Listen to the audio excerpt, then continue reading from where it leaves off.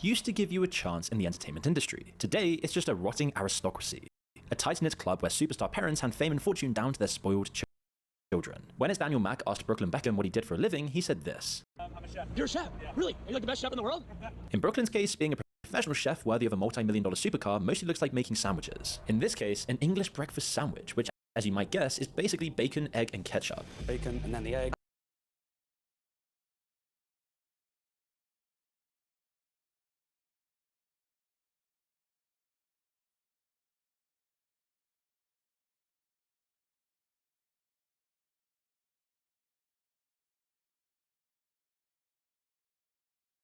Yeah. No, wait, what about the ketchup? Ketchup. Oh, Very nice. Ketchup. that's a good touch. It actually it's great. Everyone reacted with a mix of laughter and outrage, and he didn't redeem himself when he fried chicken in a couple of inches of expensive avocado oil, or when he made what he calls squish burgers that basically look like regular cheeseburgers that anyone could cook in minutes with zero. This is the 1,400 hours a year you waste on your phone. With Purdue Global, you can turn that experience. I call it a squish burger. A squish burger, it sounds so fun!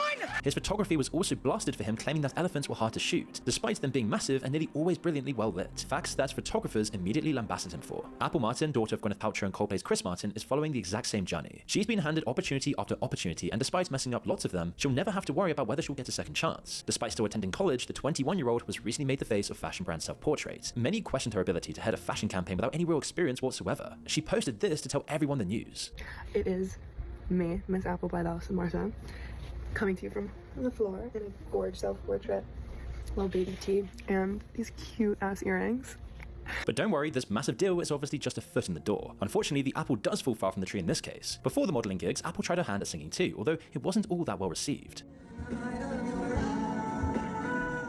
Most people who know they aren't great singers don't perform concerts outside of karaoke nights because the people around them have the goodwill to tell them before they embarrass themselves. But instead, the children of these entertainment dynasties are pushed into the spotlights regardless. Like Lily Rose Depp, the daughter of Johnny Depp and supermodel Vanessa Paradis, who's been the face of Chanel for the past 10 years. She's also picked up roles in films and shows, from indie horror to Hollywood blockbusters to massive Netflix vehicles. The reception has been mixed, to put it charitably. The Idol, her big HBO show, was panned as one of the worst programs ever made and cancelled after a single season. But when confronted about nepotism in an interview, Lily came up with this. If somebody's mum or dad is a doctor and then the kid becomes a doctor, you're not going to be like, well, you're only a doctor because your parent is a doctor. It's like, no, I went to medical school and trained. Doctors pass exams. Doctors spend a decade in training. Doctors get paid based on whether they can keep people alive. Lily Rose has never auditioned for anything the way a normal actor does. The parts just find her. And the article itself gives the game away. All throughout the webpage, you've got glamour shots of Lily wearing various Chanel accessories with price tags listed right underneath them. One picture lists her rings at $600 each. You can't even see the rings in the photo. They're literally just a price tag next to her face, and the stakes only get higher from here. Apple and Lily Rose Depp got handed fashion campaigns. 24-year-old Ashana Knight got handed $30 million.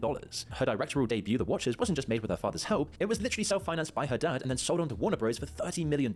Reviews didn't pull any punches, with a Globe and Mail titled theirs, I See Nepo Baby People. Looper went with only nepotism could have gotten this film made, and another called it a Nepo nightmare. And here's M. Night himself describing the family dynamic. All my daughters and I speak through the language of discipline, artistry. When they think of their dad, they're thinking about a guy who I find art sacred, and we can't approach it with anything but the highest form of discipline, you know? So they're used to this from like 4 years old, having these conversations. A very noble way of saying I turned my house into a film school for my children, funded their debuts, and cast them in my movies and called it artistry. And incredibly, that's not even the whole story. The same summer The Watchers came out, M. Night released another film called Trap, a psychological thriller about a serial killer attending a pop concert. Starring as the pop star was his other daughter. She had never acted in a feature film before, but to her credit, she was actually pretty decent. Although here we have two daughters with two film careers launched in the same summer, both powered entirely by daddy's money and daddy's name. The sisters even worked on the film simultaneously on the family's Pennsylvania estate. Sadeka in her recording studio is Shauna mixing her film next door. And these aren't the only ones running the family film studio. Jason Momoa has been open about his son landing the child role in the next Dune film. Nakawa Wolf, now 14, has done virtually no acting. But that didn't stop him getting cast in one of the biggest sci-fi franchises on Earth, playing the son of one of its lead characters. In one interview, Momoa gushed about his son earning the role. This kid,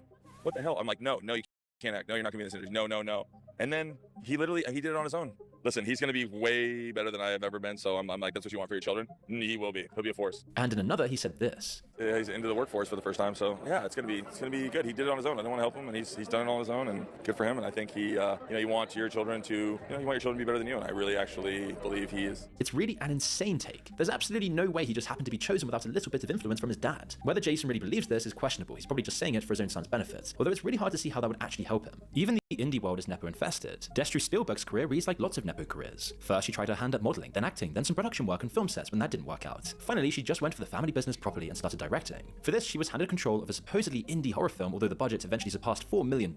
It then bombed catastrophically, with reviewers citing weak direction as a fatal flaw. Destry could probably buy another try if she wanted, although it doesn't seem like she has any plans to. Zoom out, and the real story isn't any one Nepo baby, it's the dynasties. Entire families running Hollywood like a hereditary monarchy, passing fame down the bloodline regardless of whether anyone at the bottom can even do the job. Nowhere is this clearer than with the Kardashian-Jenners, who exploded onto the scene off of the back of Kim's sex tape, and have spent the past 20 years since building the purest nepotism machine in entertainment. Kids turn into brands, brands turn into billion-dollar product lines, all powered by inherited fame and a limitless appetite for self-promotion. You might think that given how obvious the setup is, they'd at least be self-aware about it. But listen to Kim lecturing people to work harder to get where they want to be. She says she works in retail, and somehow it was her actual hard work that saw her reach fame and not her sex tape. You have to work hard. You have to put your pride aside and not think you're going to come in. I mean, I worked in retail. And this is a lie undone by her own words. Talking to Oprah, she admitted this about her fame. Would you be where you are had there not been a sex tape? you know, I think that's how I was definitely introduced to the world. So I'd like to think that I'm, aware. I'm not naive to that fact that that's pretty much how I was introduced to the world. This cognitive dissonance was obviously inherited by Kendall, who said this. I presented the cutest little modeling book to my mom when I was 14, and then she did her Kris Jenner things and made it all come to life. She's casually admitting one of the most powerful brokers in entertainment orchestrated her entire career, in the same breath as insisting she earned it. But somehow in Kendall's mind, the two aren't in conflict at all. Everyone around me, whether it's friends or family, knows how hard I worked and still work as a model. I went to every single casting and ran all over not only New York City, but all over Europe trying to, get a job. The work she's describing is running around Europe attending fashion castings, something completely unthinkable for anyone who isn't already rich. Most aspiring models can't afford the flight, let alone the hotel, but it gets better. Of course, I had a platform, and I never took that for granted. I always knew that that was there, but that almost made my job a little bit harder, only because people, probably didn't want to hire me because I was on a reality TV show. The highest paid supermodel in the world is claiming her global fame, her literal platform of hundreds of millions made her career harder, that being famous was, if anything, a handicap. Then came the Pepsi ad. Picture the room where this was pitched. A billionaire supermodel leaving a photo shoot walks up to a riot line of police and hands one of them a can of soda. Cue cheering, cue unity, cue the dissolving of America's deepest social divides. It's got torn apart. Turn up the taste with the bold flavor of Miracle Whip. Irresistibly tangy. When you don't order furniture from Wayfair, it's natural to wonder what if. Like, what if For what it was, and Pepsi pulled the ad within 24 hours. The Nepo delusion now feels like the shared language of every major entertainment dynasty. Back in the UK, Victoria Beckham spent years insisting that she came from a normal working class background, until in the 2023 Netflix documentary, David overheard her say it and wandered in from the next room. We're very working class. Be honest. I am being honest. All right, it's not a simple answer because... What did you get your dentist job? It depends. No. Okay, in the 80s, my dad had a Rolls Royce. The clip became a meme within hours. It's always hard work, always destiny, always a normal upbringing, never the Rolls Royce. Brooklyn's brother Romeo didn't become a chef specializing in sandwiches, but instead tried for years to become a football player. Released from Arsenal's academy only to turn up in the reserve team of Inter Miami, the MLS club his father co-owns. He came on as a late substitute in a 6-0 friendly loss to Barcelona, a cameo so obviously stage managed that even the press barely bothered covering it. But if the Beckhams show you how a dynasty is built, the Smiths show you what happens when it goes off of the rails. In 2013, Will Smith built an entire $130 million movie around his son Jaden. After Earth was a sci-fi vanity project with Will as the father figure and Jaden as the young protagonist who'd carry the film. It was panned by critics, bombed at the box office, and won Jaden a Razzie for the worst actor. Yet it didn't stop them from trying again, and by the time Jaden hit adulthood, he'd been rapping, acting, releasing fashion lines, and granting interviews like this one to T Magazine, alongside his sister Willow, where Willow says, quote, "Time for me, I can make it go slow or fast however I please. That's how I know it doesn't exist. And I only read my own novels because I've been writing them since I was 6. So he's pretty much arguing he's above time itself. If only there could be a bigger claim than that. In the same interview, Jaden said school is not authentic because it ends. It's not true, it's not real. The most revealing Jaden quote of all came in a 2022 interview with Big Boy TV. Asked how he was raised, Jaden said this. I didn't know. I thought it was just that's how it was. I thought everybody's parents made movies, and I thought that everyone made movies with their kids. He goes on. And I go around sometimes and I hang out with other people that are my age, and they're just kind of yeah, dude, oh my god, can we talk about the political and economic state of the world right now? Can we talk about what's going on with the environment? Can we talk about other things? This is what happens when you raise children entirely inside the celebrity bubble. They just float through their own holographic reality and no one can say a word because they're the children of 2 of the biggest stars on earth. Jaden famously showed up to the Grammys wearing a literal castle on his head, a $4,600 piece designed by a Transylvanian self-described nobleman. In 2024, Christian Louboutin appointed him their first ever men's creative director, a role he has no qualifications or experience for in what's become a classic career arc for these kinds of Nepo babies. His sister Willow hasn't fared much better. Her debut novel, Black Shield Maiden, was marketed as her stepping up as a serious writer and advocate for marginalized voices, until readers noticed she'd written Muslims and the indigenous people of North Africa as dangerous on their best day, with little regard for anyone who doesn't worship the Muslim god, and always at war with one another. The person positioning herself as the champion of marginalized marginalized communities couldn't even write about them with basic research or respect. And her response to criticism of anything ever is the same response Kim and Kendall and Victoria give. It's not me, it's you. Nepotism has been around for centuries, but the Nepo babies today bring it to a new level of ignorance, which has become clearer and clearer through their own doing. There's too much, and there's an all in nepotism too, it seems like, in that industry. Oh yeah. It's a lot of like,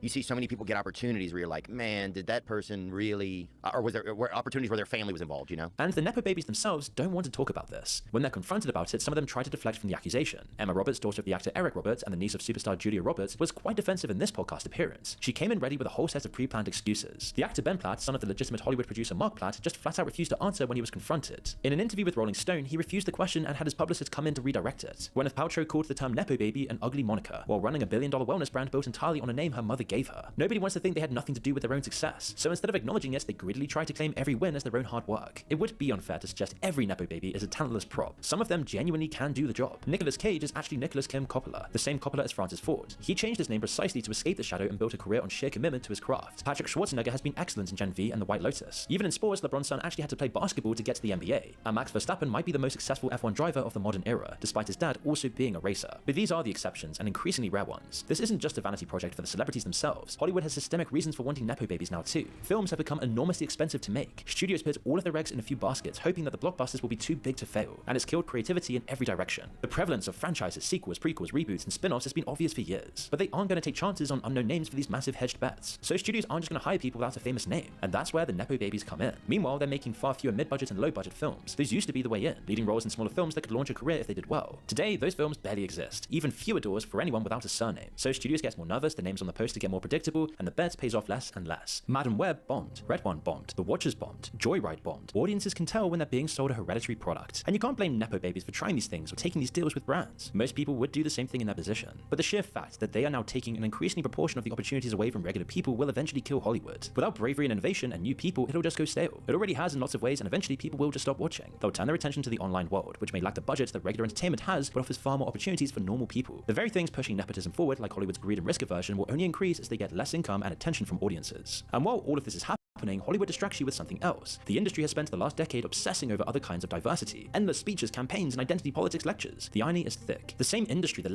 lectures audiences about inclusion is more exclusive, more incestuous, and more aristocratic than at any point in its history. It distracts from the fact that it's a big club and you're not in it. Very few people from the outside are going to make it through. The club gets smaller and more exclusive as the dynasties keep intermarrying and keep breeding. Like any aristocracy, it's only going in one direction. Meanwhile, the disciples of these not so great houses are handed their own brand and image, spread across people's social media feeds and allowed to fail upwards indefinitely. The Paltrows, the Beckhams, the Smiths, the Kardashians, these are the new royal houses of entertainment, and their mediocre children will inherit the kingdom regardless of whether they can actually do the job. But the audience is catching on. People are turning off, tuning out, and moving online, where at least a regular person stands a chance of making something that connects with an audience on merit. YouTube, TikTok, Substack, podcasts, none of them care who your dad is. All dynasties collapse eventually, and they fall in roughly the same way, very slowly at first over the course of years and generations, and then suddenly all at once.